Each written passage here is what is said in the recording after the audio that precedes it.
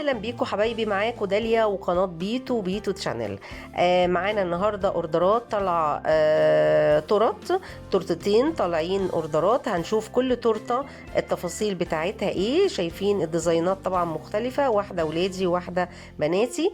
تعالوا نشوف التورته الاولانيه دي ايه تفاصيلها.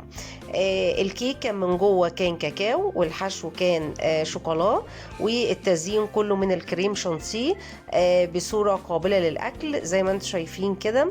اول مره يتعاملوا معايا، وبنقول لمريم هابي بيرث داي، كملت 20 سنه، عقبال مليون سنه يا مريم، ويا رب التورته تعجبك شكلا وطعما. التورته طبعا كلها صيامي، وزي ما قلت لكم كلها قابله للاكل. اتمنى الديزاين يعجبهم والشغل ينول اعجابهم طعما وشكلا. تعالوا بقى نشوف التورته بتاعت سبايدر مان تفاصيلها ايه. زي ما انتوا شايفين كده، التورتايه دي اولا فطاري، يعني مش صيامي زي التانية، فطاري خالص. ولكن الكيك كان كاكاو، والحشو كان شوكولا برضو. والتزيين كله من الكريم شانتيه لشخصية سبايدر مان، وعيد ميلاد طبعا الجميل محمود. بنقول له هابي بيرث داي محمود، وكل سنة وانت طيب. تم 3 سنين، عقبال يا رب العمر كله، ربنا يحافظ عليك ويحميك.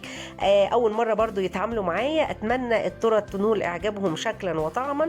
وطبعا الحشو والتفاصيل الكيك من جوه بيبقى بناء على طلب العميل او العميله. اتمنى التورته تنول اعجابهم. ولطلب اي اوردر معاكم التليفون فوق اهو على البانر والواتس. والى اللقاء.